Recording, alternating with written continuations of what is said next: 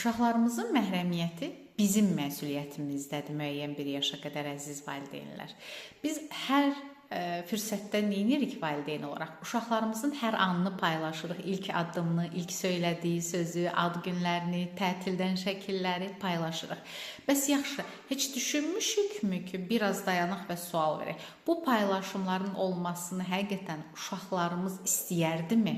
Çünki sənin bugün paylaşdıqların nəzərə al ki, sənin övladına aid o paylaşdığın videolar və şəkillər hansısa bir məzmun deyil, hansısa bir yazılmış söz deyil. Burada insandan, şəxsiyyətdən, fərddən söhbət gedir. Bəs yaxşı, heç düşünmüsənmi ki, bugün sənin onun haqqında etdiyin paylaşımlar gələcəkdə onun travması ola bilər, gələcəkdə utanacağı bir şey ola bilər.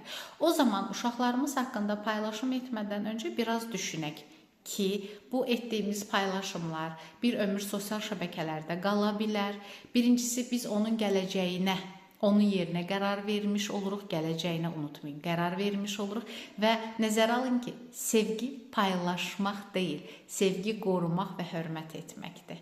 O zaman, əziz valideynlər, övladlarımıza aid hansı bir paylaşımlar etməzdən öncə bir-iki dəfə düşünək.